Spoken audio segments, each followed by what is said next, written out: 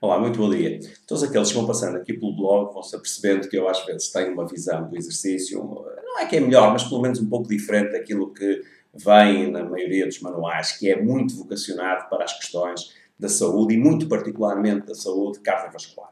É indiscutível o efeito do exercício sobre alguns fatores de risco de acidente cardiovascular, mas eu gosto também de olhar para outros aspectos, particularmente para alguns grupos etários. Vejam, há dois tipos de cancro onde há uma robustez suficiente do ponto de vista científico em que o exercício é um fator de prevenção. São eles o cancro da mama e da próstata. Se nós pensarmos, estes dois tipos de cancro têm uma ligação à componente hormonal muitíssimo grande.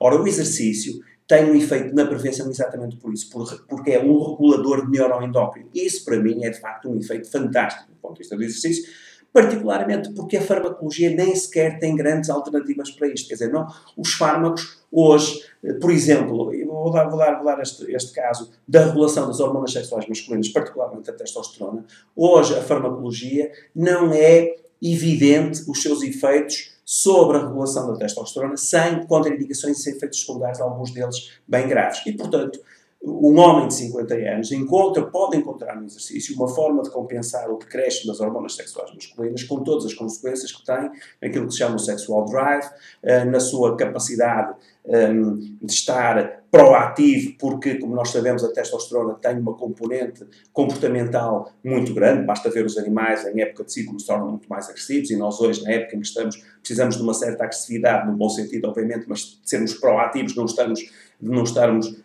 a contemplar aquilo que se vai passando, mas não nós atuarmos sobre a realidade. E, de facto, o exercício pode ter, não só do ponto de vista das hormonas sexuais masculinas, e particularmente a testosterona, mas também, sob o ponto de vista, como eu digo, neuroendócrino, particularmente a partir dos efeitos de alguns neurotransmissores, que sabe, por exemplo, a serotonina e mesmo a dopamina, que podem ter um efeito decisivo no comportamento e, ao mesmo tempo, na nossa regulação hormonal, simultaneamente na prevenção de alguns tipos de cancros. E essas acho que são razões mais do que evidentes para as pessoas fazerem exercício. Olhar para a componente cardiovascular, mas olhar de uma forma muito mais global, particularmente sobre a regulação neuroendócrina. E esse é um aspecto muitíssimo interessante do exercício.